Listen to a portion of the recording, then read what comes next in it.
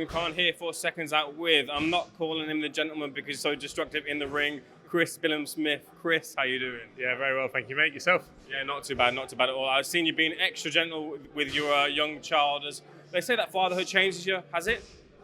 I was always quite a soft, sensitive soul outside the ring anyway. It's just made me more determined in life, to be honest with you, mate. So I'm loving every minute of it. So and trying to treasure the moments while I can. I saw you going through quite an extensive stretching routine. You're looking to be the perfect athlete. That side of things doesn't often get touched upon. How important is it to properly stretch and get those bits done so that you can do what you do best? Yeah, absolutely. I'm a big, edging towards 100 kilo bloke, so I need to look after my body and do what I can do to get through the sessions. Also, I'm not getting any younger, so 32 now, 33 this year. So it's important to stay on top of everything. I had a thought, and it was Michael B. Jordan has a stake in Bournemouth now. He has a film coming out or nearly out. You can see it in the cinemas, Creed 3. You're a big Bournemouth fan. I think you'd fit well in the movie. The movie screen for you soon. Are you going to pitch that to Michael B. Jordan? I think that's the plan. I think I'm going to try and get along to the premiere and all that, and get to meet him, and then Creed 4 will be my face plastered all over it, hopefully. CBS sounds like a good villain nickname indeed, in a way, for the silver screen. But let's get into it. Chris, what's the latest with yourself? When are you next out? No, not entirely sure yet. We're looking at towards the end of May. Obviously, still looking at a stadium fight. Seeing what's going on with Jai Pataya because he's injured now. He's at shoulder surgery, so we're not entirely sure what's going on there. If he's going to be ready in time, then great. But if not, then we've seen IBF champions get stripped to then instated as mandatory after. Because he hasn't boxed since last July, so it's quite a while now, and people have been stripped in a lot less time than that. So maybe I can fight in someone else in the meantime, and then the winner, win that and fight Jai Pataya after that. But we're looking towards a stadium fight. We've been building it for the last 2 fights down in Bournemouth and building me up, and the whole town's looking forward to it. So I don't want to have to let them down. So, we're just going to have to see how the situation plays out.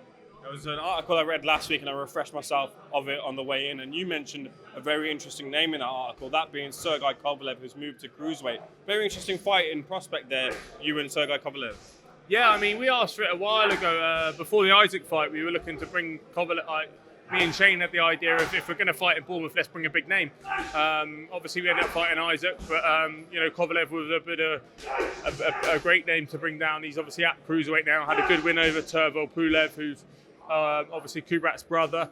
But I believe he's now fighting in like a semi-final eliminator in the WBC, Kovalev. So against Machunu, and then the winner will fight Noel Givor in a final eliminator, I believe. It was a good name, and something I'd like, that sort of name. But now we're right on the cusp of a world title, and we've been talking about it, and been half promised it pretty much. So let's hopefully we can get that.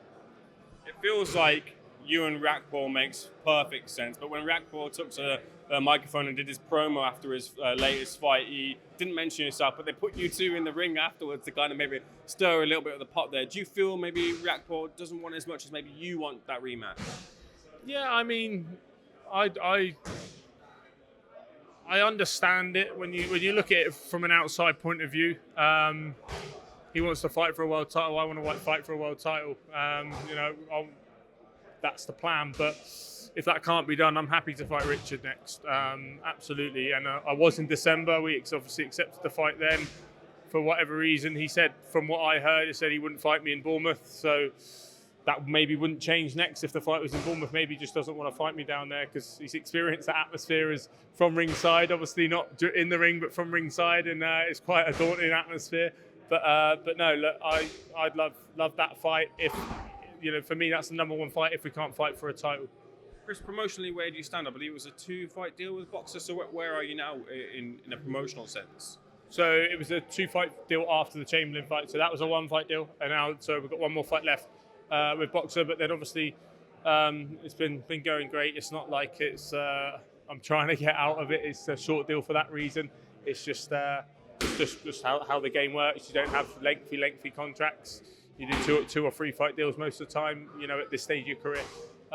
So yeah, it's I'm very, very happy with how it's been so far. And my colleague Danny Flexen did an interview with Lawrence Okolie and referred to yourself as a former teammate, Chris Billam-Smith. I'm not sure if you've seen the interview, but it seems that Lawrence has gone for different pastures now as he moves towards a title fight or a unification fight in his career. Have you spoke to Lawrence recently about his decision? No, I mean, I knew, a while ago that he'd left the gym. He moved to Dubai, and it wasn't I don't think it was leaving because he wasn't happy with Shane or the gym or anything. I think it was just, a lifestyle decision. I think he probably would have wanted Shane to move out there as well, but Shane's got a lot of other fighters and his family over here, so it's not as simple as that. So he's done what he's done, and I spoke to Lawrence not long ago. I've spoken to him, in the last month. So yeah, we get on fine. There's no like always left the gym, and there's no bad blood between anyone in the gym and Lawrence. So I wish him all the best. No, you're right. That definitely came across in the interview that we did with him. He did, however, speak about you in glowing terms, and he said the fights or the spars that you've had were very tasty. Does that make a fight between you two more viable, maybe now that he's left the gym? I mean, it 100% wouldn't have happened if he was in the gym, and it's very unlikely it would happen. Now he's out of the gym, just, we became friends, but like it's boxing, never say never, but I can't see that fight ever happening. Chris, you're now one of the more, the veteran maybe of the gym now. Just tell me, casting your eye to Adam Azim, Caroline Dubois, Hassan Azim, big bright futures for these three, especially Adam, who's going to be out on February 11th. Yeah. Obviously, all three of them out on February 11th, and I'm looking forward to it. It's I love, being at this stage in my career and having all the young guns come through, watching them improve and seeing the improvements. The increase is huge early on, and I think there's so much talent, and I'm learning off them as well. Obviously, Adam, the way, the speed and everything, it's eye-catching. Caroline's obviously, been knocking her last few opponents out, and she's going to be stepping up, I believe, next week. So that's exciting for Caroline, and Hassan as well. I think Hassan's probably the most improved boxer in the gym. Watching him spar recently, he sparred my good mate Lee Cutler the other day. Yesterday, some good sparring there, and Hassan's he's vastly improving, and he's looking to learn all the time, and it's great to watch. Well, hopefully we'll see him on the Perfect Athlete podcast very soon, or listen to him on the podcast rather. Chris, pleasure speaking to you. Thanks for speaking to Seconds Out. Much appreciated, sir. Cheers.